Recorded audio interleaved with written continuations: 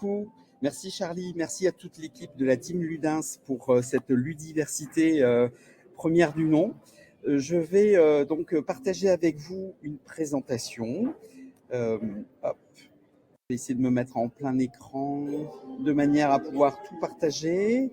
Alors, d'entrée, je m'excuse pour les conditions sonores qui risquent d'être en concurrence avec un brouhaha lié au fait que je suis en direct de la gare Toulouse-Matabiau. Voilà.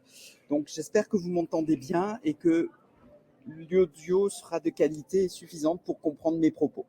Alors, ce que je vous propose, donc, c'est de parler d'aspects éthiques et lorsqu'on fait des pratiques ludopédagogiques. En fait, ce qui se passe, c'est qu'on a tendance à vouloir être bienveillant en général quand on fait de la ludopédagogie.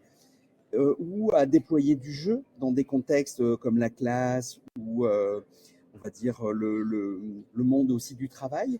Mais peut-être, je dis bien peut-être, que malgré soi, on a peut-être des approches qui peuvent aller à l'encontre de certains aspects éthiques.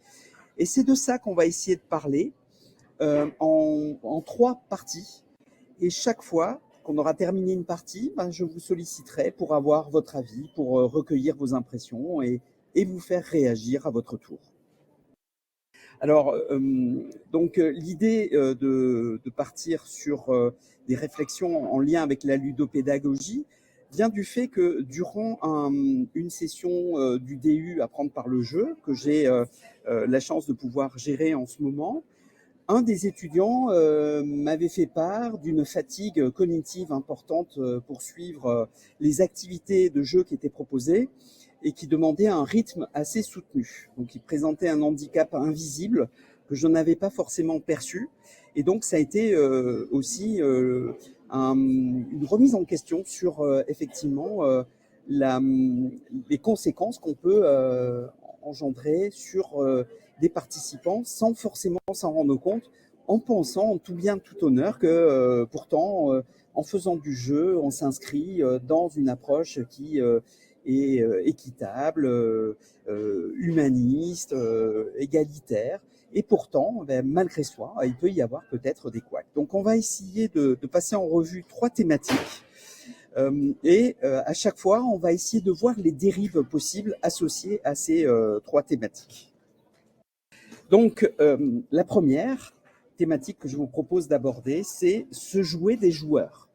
Donc, alors, quelle est l'idée de se jouer des joueurs? En fait, on peut proposer des jeux injouables ou des jeux qui ont pour but, en fait, d'amener les apprenants à réfléchir, à adopter une posture réflexive pour essayer de se remettre en question. Et ça, c'est vrai que quand vous proposez un jeu injouable ou un jeu qui finalement n'en est pas véritablement un, qui prend l'aspect d'un jeu, mais qui à la fin vous invite tout simplement à sortir du jeu pour vous rendre compte que vous étiez face à une situation inextricable ou infaisable, ça déclenche ce qu'on appelle un conflit cognitif. Alors, un exemple qui est très connu et qui porte bien ses fruits, c'est par exemple dans la formation aux missions humanitaires. On peut trouver ce jeu de cartes qui consiste tout simplement à proposer à 4 groupes de jouer à un jeu de belote avec ses règles établies. Et ce qu'on n'a pas dit, c'est que en fait, chaque groupe a des règles légèrement différentes. Dans un groupe, vous avez le roi qui est la carte la plus forte. Dans un autre groupe, ça va être le valet. Dans un autre, ça va être le 9. Et puis dans un autre, ça va être le 10. Et puis, donc, on fait jouer les participants, tout va bien. Et puis ensuite, on décide de mixer, de mélanger ces groupes en prenant un membre de chaque groupe pour en fait constituer de nouvelles équipes. Et donc, ça fait qu'autour d'une table, on se retrouve avec une personne qui détient une règle, une autre personne qui détient une autre, et ainsi de suite. Et donc, on donne la consigne de dire, vous n'avez pas le droit de parler et vous jouez. Évidemment, fatalement, quand un des joueurs pose sa carte qu'il pense être la plus forte, il se la fait avaler par un autre et il ne comprend pas ce qui se passe. Mais comme il n'a pas le droit de parler, on va être dans des expressions non verbales, on va être dans des mises en tension. Et au bout d'un moment, des personnes finissent par jeter leurs cartes en disant je ne peux pas jouer, quoi. voilà, il se passe un truc, je ne comprends pas. Et dans le débriefing, le formateur va expliquer tout simplement, voilà, ce que vous êtes en train de vivre là, c'est exactement ce que vous risquez de vivre en mission humanitaire. Vous partez loin de chez vous, avec un pays où vous ne maîtrisez pas la langue et vous ne maîtrisez pas la culture. Les règles que vous adoptez dans votre propre quotidien ne sont pas les mêmes forcément dans ce pays. Et à partir de là, ça déclenche chez les apprenants une remise en question potentielle, une prise de conscience, effectivement, que ce n'est pas le français ou la culture française qui va pouvoir être mobilisable dans d'autres pays qui ont des philosophies ou des approches diamétralement opposées. Et donc, à partir de là, on peut se dire, tiens, c'est quand même une approche intéressante où le jeu est mobilisé pour déclencher ces prises de conscience, mais on sait quelque part jouer des joueurs dans la mesure où, en fait, le jeu n'était pas vraiment jouable. Alors, maintenant, si on part d'une approche qui est intentionnelle, on peut aussi avoir des contre-effets en utilisant cette technique qui consiste à se jouer des joueurs. Alors ici, par exemple, moi, ce qui m'est arrivé à titre personnel, c'est d'utiliser ce jeu qui s'appelle Every Day the Same Dream, qui est un jeu qui, en fait, vous pousse à réfléchir sur le sens que vous donnez à votre vie. Et notamment la relation que vous tissez avec le monde du travail. Donc, au quotidien, vous avez un personnage qui se lève, qui s'habille, qui prend sa voiture et qui va travailler dans un box où il est anonyme dans la mesure où tous les autres employés lui ressemblent comme deux gouttes d'eau. Donc, c'est un monde de clones et on a en fait, dans ce contexte-là, l'obligation, quelque part, de se conformer à des règles de la société, mais peut-être que c'est au détriment de l'individu, de sa place dans la société, du sens qu'il donne à sa vie, etc. Et donc ce jeu, il est intéressant pour ces aspects. Cependant, dans la forme, il propose en fait, à un moment donné, pour prendre du recul avec le personnage, d'aller jusqu'à son suicide. C'est-à-dire que le personnage doit se jeter du haut d'une barrière, il se défenestre, et en fait, c'est une métaphore. C'est-à-dire qu'on ne se suicide pas réellement, puisque le personnage, ensuite, se relève dans son lit, comme dans un jour sans fin, et se revoit en train de se jeter par la fenêtre. Et c'est en fait une forme d'allégorie pour pouvoir réfléchir sur le sens de sa vie. Est-ce que c'est ça la fin qu'on se donne, c'est-à-dire travailler sans relâche, comme un clone, en ayant ce rythme infernal, pour à la fin finalement ne plus supporter, partir en maladie, faire un burn-out ou quoi que ce soit. Et donc à partir de là, quand j'ai utilisé ce jeu dans un contexte particulier qui était dans une formation en Martinique, il faut savoir que pour certains, la notion de suicide ne se conçoit pas. C'est antinomique avec certains pans de leur culture. Et donc, ils avaient l'impression que je m'étais joué d'eux, dans le sens où je les avais amenés dans un contrat qui n'était pas établi à l'avance, à devoir se suicider dans ce jeu. Et c'était au-delà de leur force ou au-delà de leurs principes, on va dire, dans le cadre de ce qu'ils ont l'habitude de penser. Et à partir de là, je me suis retrouvé face, donc, pour certains, à une incompréhension de cet acte qui empêchait la lecture du message qui était associé à ce jeu. Et donc, j'ai eu un contre-effet. Je ne pouvais pas leur expliquer donc cette métaphore du suicide comme étant un moyen de prendre du recul avec sa vie courante, sa vie quotidienne, pour questionner le sens qu'on donne à sa propre vie. Ils étaient sur la représentation première du suicide et ça les heurtait tellement qu'ils ne pouvaient pas aller au-delà. Et donc, à partir de là, on voit que se jouer des joueurs peut avoir des conséquences. Alors, on peut aller dans des cas extrêmes. En 2005, en fait, on a Philippe Santini, qui était le directeur général de France Télévisions Publicité, qui a voulu proposer à ses employés une fausse prise d'otage, donc sous la forme d'un séminaire. Donc, il démarrait un séminaire et durant ce séminaire, il y a eu une prise d'otage qui était fictive, mais qui était orchestrée quand même par des anciens membres du GIGN. Et la chose, c'est que, en fait, c'était tellement réaliste Personne n'avait été prévenu. Il n'y avait pas de moyens pour les personnes qui étaient embarquées dans cette activité de voir la différence entre le faux et le vrai. Donc ils ont cru que c'était une véritable prise d'otage. Et dans ce contexte-là, pour beaucoup, ça a été un drame, ça a été des arrêts maladie, ça a été un traumatisme, à tel point que la personne qui a orchestré donc cette activité, Monsieur Philippe Santini, a été conduit au pénal et a été sanctionné pour avoir proposé cette activité. Alors, qu'est-ce qui s'est passé?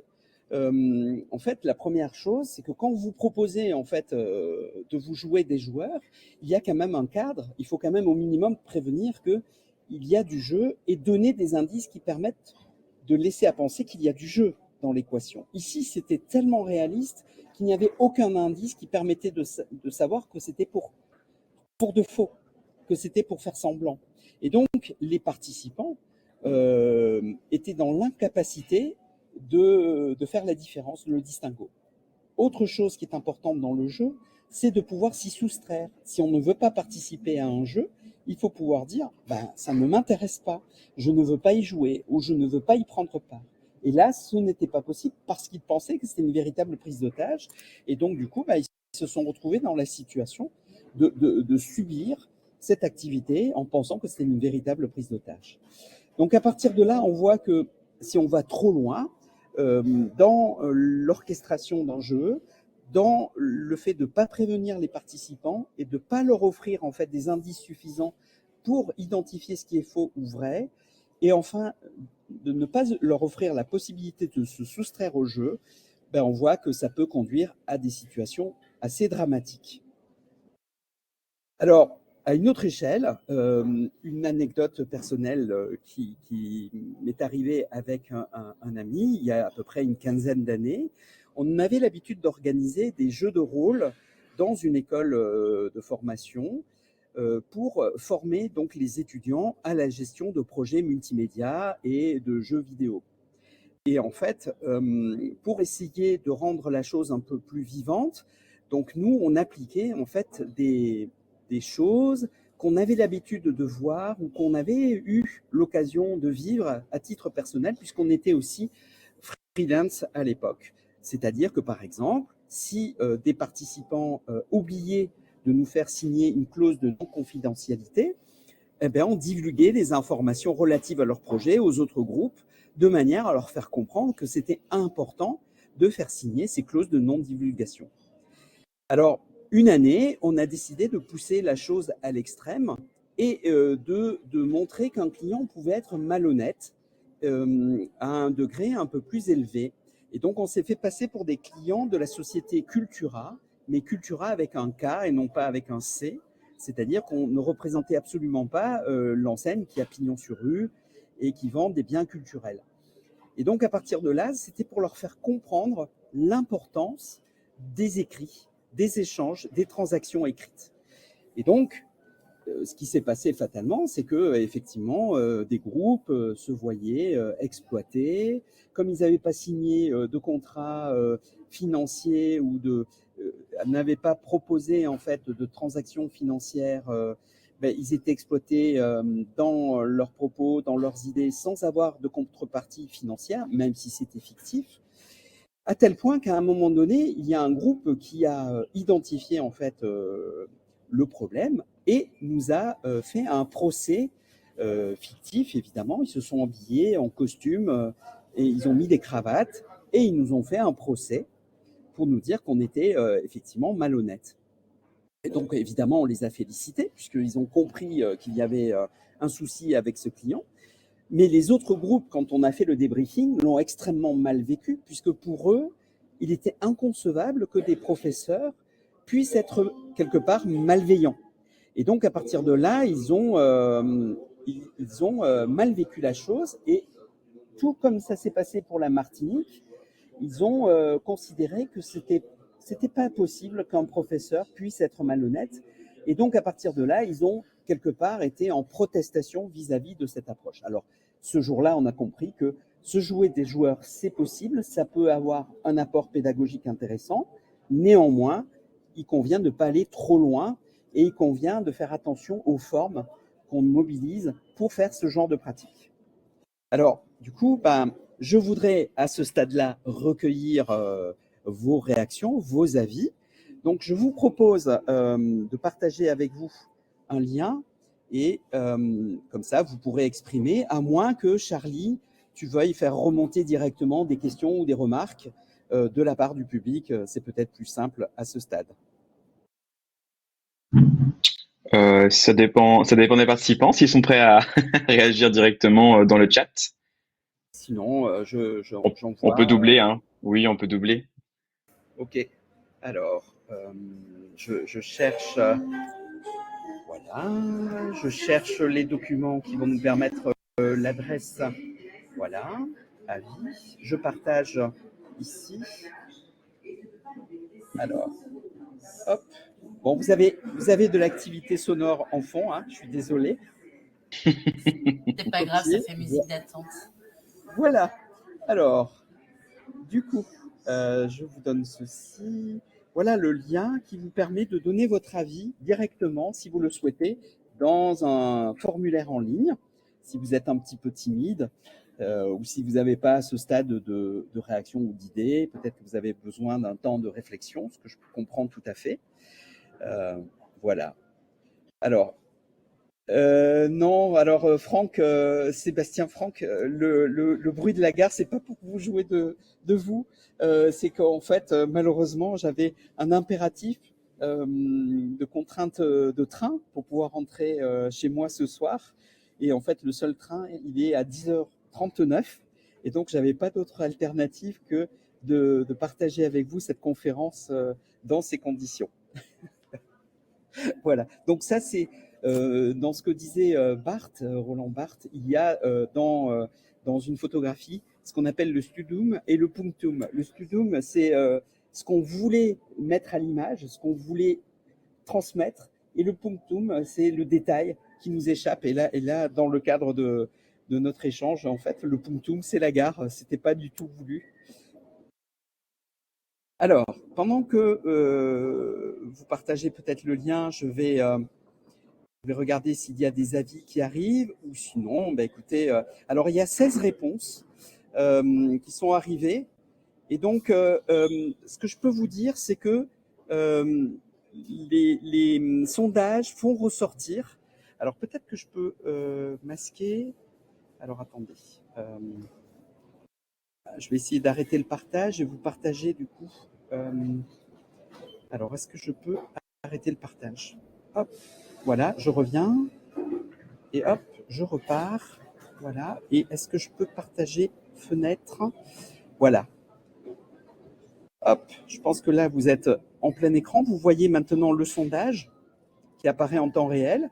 Et donc, vous voyez que au niveau du public, donc vous êtes en majorité du genre féminin, 76%. Vous avez en majorité entre 35 et 44 ans. Et une grosse partie qui ont entre 45 ans et 54 ans. Les avis consistant, vos impressions à ce stade-là, c'est que c'est intéressant à exploiter à 32%, mais à utiliser avec parcimonie à 71%. Donc on est bien d'accord, hein, on est complètement d'accord. Et pour certains, à 32%, c'est peut-être à réglementer également. Voilà, donc ce sont des retours intéressants. Alors après, je vous ai proposé de faire des commentaires. Alors, pour une personne, c'est à utiliser dans un cadre de confiance établi avec les élèves. Tout à fait. Donc, pour donner une illustration de ça, on peut penser au film La Vague, dans lequel un professeur essaye en fait d'expliquer ce qu'est une autocratie, mais se retrouve finalement dépassé par les événements, par son jeu de rôle, et puisque en fait des élèves vont aller au-delà de ce qu'ils voulaient expliquer. Et malheureusement, ça se termine par des drames. Donc, ça peut être une illustration effectivement du fait de se jouer des joueurs. Si on va trop loin, ça peut effectivement déraper. Il faut être capable de gérer les réactions des joueurs. Et je ne m'en sens pas capable. Donc là, effectivement, c'est intéressant, hein. Donc c'est effectivement pour des activités de cet ordre-là, il faut accepter le retour de flamme. Il peut y avoir effectivement des élèves mécontents ou des élèves un petit peu déboussolés. des participants déboussolés. Donc, il faut effectivement avoir une certaine maîtrise. C'est un art de maîtriser le fait de se jouer des autres. Et puis, il y a aussi très rapidement la nécessité de mettre en place une ambiance bienveillante, expliquer que c'était dans un but pédagogique et faire attention quand on prépare l'activité en amont à ne pas se retrouver donc dans des situations inextricables. Alors c'est très intéressant, mais selon moi, l'objectif pédagogique doit être la priorité et se jouer des joueurs doit donc en fait en fait totalement partie. Oui, alors effectivement, l'idée c'est dans le cas de l'humanitaire, des missions humanitaires, ça remplit parfaitement son objectif. Dans le cas de la société qui était corrompue et qui pouvait se jouer un petit peu des étudiants pour leur faire comprendre l'importance d'être vigilant, de mettre en place des barrières de sécurité pour pas être embarqué dans une escroquerie, c'était le moyen qui nous semblait le plus efficace à l'époque pour le faire vivre, pour que les étudiants s'en souviennent. Mais malheureusement, le problème, c'est que ils s'arrêtent en fait à l'idée que c'est pas concevable que dans un cadre de formation, l'enseignant puisse se jouer d'eux. C'était ça qui était mal vécu, c'était comme s'ils avaient été vexés en fait quelque part, ou comme si ça allait à l'encontre des règles habituelles. Et c'est là où on s'est retrouvé en fait avec une levée de bouclier et on n'avait plus tellement la possibilité en fait de faire passer des messages. Donc voilà, donc je pense que effectivement c'est un levier très puissant, mais il faut savoir le doser et le mobiliser avec efficience. Alors, bien, écoutez, je vous remercie pour les témoignages. Je les partagerai auprès de la team Ludens pour qu'ils puissent vous les partager au sein de la communauté. Et je vous propose à présent de passer au sujet suivant pour qu'on puisse tenir le timing. Si vous êtes d'accord, évidemment. Alors, le deuxième sujet que je voudrais aborder avec vous maintenant, alors, c'est le cas de... Alors, je retrouve mes petits. Hop, voilà. Je partage avec vous. Hop, voilà. Donc, je me remets en mode plein écran. Et on passe à la partie suivante. Alors, c'est susciter l'innovation. Alors, en fait, on est beaucoup dans la mode des Serious Game Jam, des Game Jam, des hackathons. Et donc, dans ces registres-là, on est dans une approche où on essaye de susciter l'innovation et on peut mobiliser du jeu pour médier à ce genre de choses. Et dans ce cas-là, on parle de design game. Les design games, ce sont en fait des jeux qui sont destinés donc à susciter en fait l'innovation parmi les joueurs et à ne pas confondre avec la notion de game design qui veut dire designer le jeu. Là, c'est le jeu qui est au service du design avec le design game. Et donc, pour deux chercheurs finlandais, Vaja Kallio et Mattel Meki, les design games peuvent couvrir 4 fonctions principales. Créer un langage commun de design, c'est ce qu'on appelle de la métacommunication, hein, c'est trouver le vocabulaire qui permette à un groupe d'individus de communiquer entre eux, promouvoir une attitude créative et exploratoire, faciliter la vision et la reproduction de ce qui pourrait être, et puis aider à définir les rôles des participants en interaction durant une session de travail. Donc les design games couvrent en fait ces 4 fonctionnalités. Nous, ce qu'on va essayer d'explorer, c'est la promotion de l'attitude créative et exploratoire. Et ce qui est intéressant, c'est de se pencher sur les travaux de Ruiz et Berata, qui ont en fait exploré des aspects, des dérives possibles en lien avec l'introduction de design game dans le cadre des entreprises.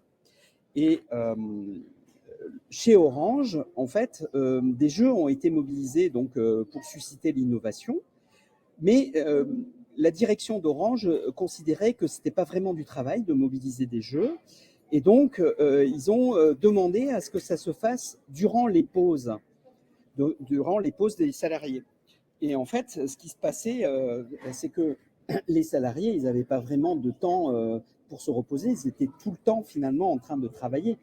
Donc, le danger qu'on peut avoir, c'est que si on ne dédie pas de pause, il n'y a peut-être plus de communication informelle qui s'instaure ou de temps de repos qui sont nécessaires donc aux employés pour pouvoir revenir frais et dispo et continuer leur travail. Donc, il y a à la fois une déconsidération de ce qu'est le jeu finalement et de l'autre part une forme d'exploitation potentielle des employés pour leur grignoter finalement leur temps de pause. Ensuite, ce qui est intéressant de noter aussi dans les témoignages de Ruiz et Bereata, c'est qu'en fait, l'utilisation quotidienne ou on va dire renouvelée du jeu à intervalles réguliers peut susciter aussi de la lassitude. Donc, par exemple, dans le groupe SEB, elles ont eu le témoignage d'un employé qui disait que, à force d'avoir toujours du jeu pour innover, ça finissait par lasser et donc le plaisir n'était plus là. Oui. Oui, c'est bien. Ce serait bien si vous aviez. Oui, c'est gentil, madame. Et puis après. Oui, mais non, je fais ce que je peux. Et puis après, en ce qui concerne le groupe Lego, excusez-moi, il y a eu des interactions, des gens qui sont mécontents. Et puis dans le groupe Lego, il y a eu l'apparition de comportements stratèges chez des employés qui ont créé un climat délétère. C'est-à-dire qu'en fait, il y avait des employés qui, pour faire passer leur projet au-delà de certains autres, ont joué de stratégies. C'est-à-dire que les projets qui pouvaient potentiellement être meilleurs que les leurs, ils les ont flingués, littéralement. C'est-à-dire qu'ils ont voté pour des projets qui étaient connus comme étant moins bons. Et à partir de là, ils les ont amenés à les pousser, sachant que ces projets-là n'étaient pas viables. Et donc, à partir de là, il y a eu la création de tensions au sein des employés pour promouvoir en fait les différents projets. Et ce qui se jouait en fait, c'est qu'à un moment donné, le temps investi pour innover, le temps investi pour pouvoir créer en fait cette innovation à travers le jeu via les design games, demande en fait de la part des participants des retours qui soient à la hauteur de l'énergie investie. Et donc, si vous arrivez avec un feedback qui n'est pas à la hauteur de vos attentes, ou un manque de reconnaissance, ou si vous instaurez en fait le fait d'avoir des prix, faire gagner des voyages par exemple à certains employés qui voient leur prix, qui voient leur projet sélectionné et pas le vôtre, il y a une forme de différence, de rivalité qui détériore ou qui peut détériorer l'ambiance de travail. Donc ça, c'est un retour qui est assez intéressant sur le fait que les phénomènes de burn-out peuvent notamment venir se greffer sur ce phénomène-là. C'est-à-dire que vous avez, par exemple, au regard de l'énergie investie, pour certaines personnes, c'est le fait de se faire remarquer par la direction, c'est le fait de se faire apprécier par la direction. Et si la direction en question ne donne pas les retours escomptés ou n'apprécie pas le travail qui a été fait, il peut y avoir de ce côté-là donc une forme donc de déconsidération qui est vécue, qui est mal vécue et qui peut entraîner également une dégradation en fait du climat de travail, de l'ambiance de travail, mais aussi de la santé de certaines personnes. Donc, c'est intéressant de voir ce qui se passe là dans le monde du travail et se poser la question de ce que ça peut engendrer dans le cadre de cours quand vous mobilisez des groupes pour gérer des projets en utilisant ou pas du jeu. Il faut absolument que les feedbacks soient à la hauteur des attentes. Et donc, à partir de là, si vous considérez que vous avez mis en place des projets, posez-vous la question de savoir si les retours que vous allez donner à vos apprenants vont être à la hauteur de l'énergie qui va être déployée par chacun d'eux. Je pense que c'est un point extrêmement important aussi à prendre en considération. Alors là également, je vous invite à donner vos réactions. Donc, je vais partager avec vous un autre lien, si ça vous va. Alors, voici le deuxième lien. Alors,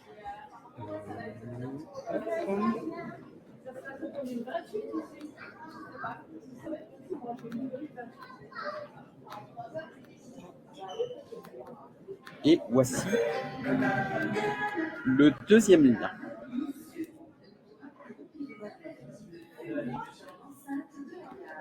Et voilà. Voici le deuxième lien. Voilà, tout à fait, c'est go. Donc, un hackathon est un temps de travail en collectif qui doit aboutir à une création, sur une création. Donc, voilà, pour ceux qui ne connaissaient pas la notion de hackathon.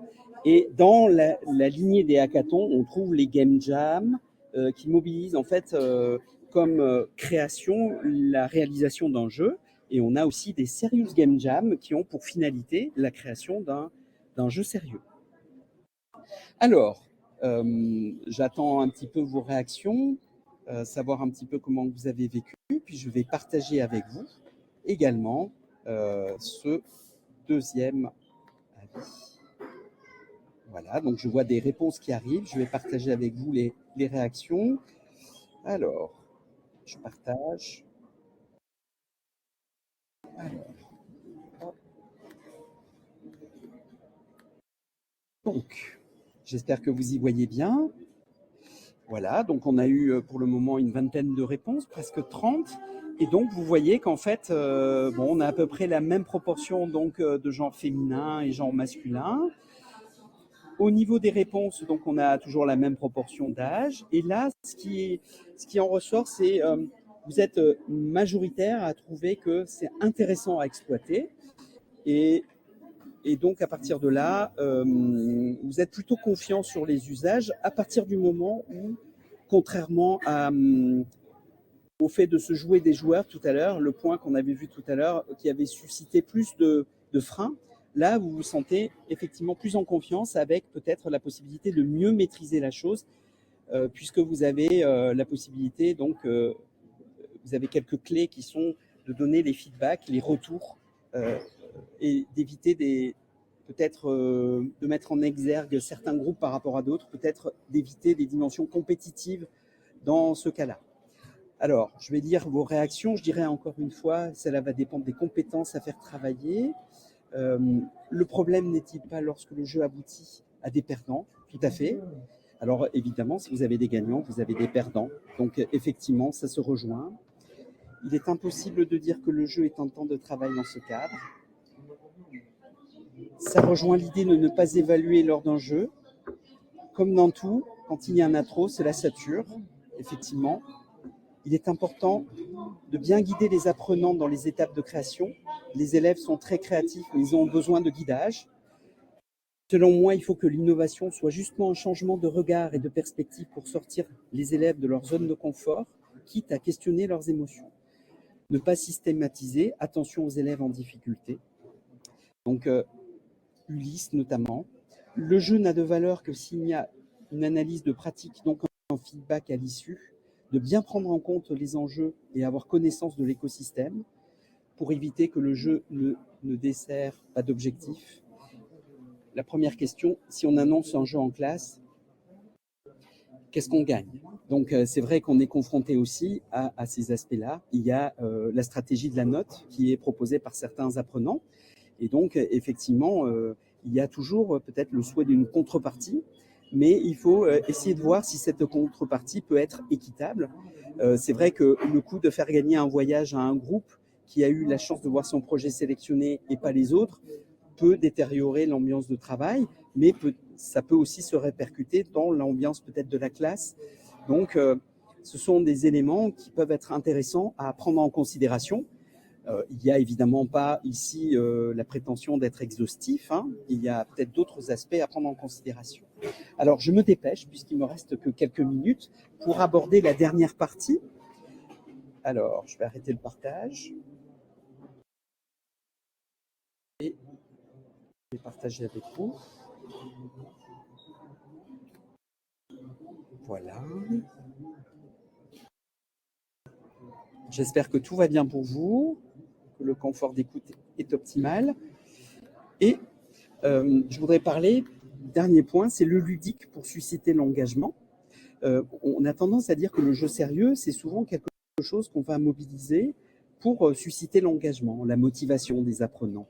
Et donc, bon, ici, vous avez le modèle de Calera qui voit évidemment la complexité de ce que représente l'engagement ludique. Il y a plein de paramètres, plein d'axes qu'on peut aller explorer. Le ludique étant qu'une sous-partie, mais on peut aller chercher évidemment d'autres dimensions. Alors, ce qui va nous intéresser, c'est les dérives dans cet aspect-là. Et on peut se tourner déjà vers Adrien Hahn, qui relate le cas d'employés chargés d'emballer en fait des articles, des cartons. On imagine tout à fait le type d'enseigne. Donc, dans un rythme imposé par un dragon virtuel courant sur un écran. C'est-à-dire que le dragon défile et il faut suivre la cadence imposée par le dragon. Et si on bat des collègues, ça permet de gagner un prix. Et si on perd, ça peut être source potentiellement de licenciement, selon Adrien Hahn.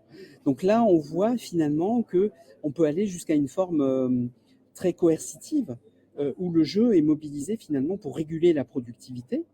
Et donc là, effectivement, ça pose des questions éthiques qui sont assez importantes. Et donc, on peut se poser la question de l'engagement ou du type d'engagement auquel on fait face dans le cadre de ce type d'activité. Ensuite, un autre phénomène pour lequel j'ai pu avoir des témoignages, c'est donc dans les années 2010, au sein d'une chambre de commerce, des subordonnés devaient se déguiser et danser en groupe devant leur direction, établir une chorégraphie. Mais ce qu'il fallait savoir, c'est qu'on était dans un contexte, en fait, de licenciement économique. Et donc, il y allait y avoir des départs. Il y allait y avoir des restrictions, effectivement, de personnel. Et donc, dans ce contexte, en fait, les personnes qui ne se prêtaient pas à ce jeu-là avaient peur d'être licenciées. Donc, on peut se demander dans quel état les employés faisaient cette activité. Et donc, là aussi, se pose la question en fait des enjeux associés donc à l'emploi du ludique. Et ce contexte-là est à questionner. De la même façon, si vous proposez du jeu mais que vous avez une note associée, est-ce que vous pouvez être sûr de l'engagement de vos apprenants dans cette activité ludique? Est-ce que c'est plus par rapport à la note, la peur d'échouer à la note? Est-ce que le jeu est finalement le meilleur vecteur dans ces conditions-là? Est-ce que c'est pas quelque chose qui devient malsain? Voilà, c'est quelque chose qui vous appartient. Évidemment, je vous proposerai un sondage, mais posez-vous ces questions-là. Peut-être qu'il y a quelque chose là à interroger. Et ce qui est intéressant, c'est que quand on regarde le règne animal, on a les travaux de Claude Banch qui nous rapportent en fait le cas de rats dominés qui vont défier des rats dominants pour des jeux de combat. Et en fait, on peut se demander pourquoi des rats dominés vont défier ainsi des rats dominants, sachant qu'ils sont quasiment sûrs de perdre. Et en fait, ce qui se joue, c'est leur place dans le groupe. C'est-à-dire que les rats dominants acceptent les rats dominés qui ont fait ce genre d'activité dans leur groupe, tolèrent qu'ils puissent prendre part au groupe et évidemment accéder à la nourriture, alors que les rats dominés qui refusent de se prêter à ce type d'activité, en fait, sont délaissés et finissent généralement par mourir.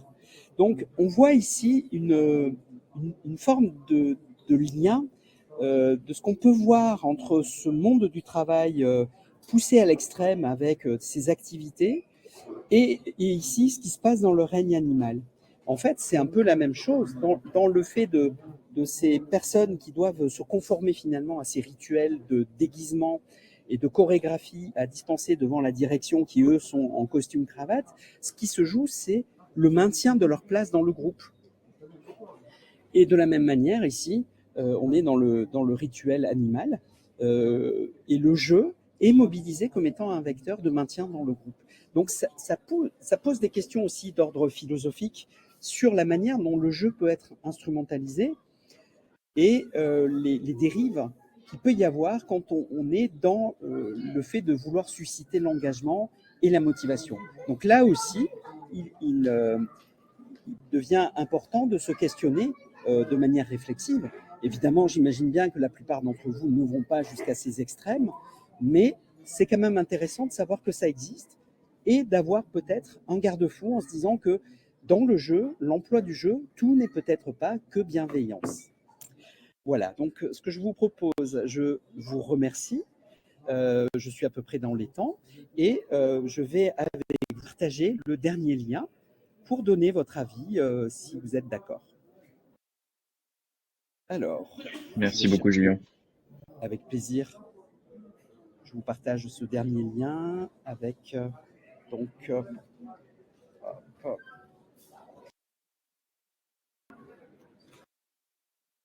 Ça va aller pour ton train? oui, J'étais en train de dire, va pas louper ton Ok. train.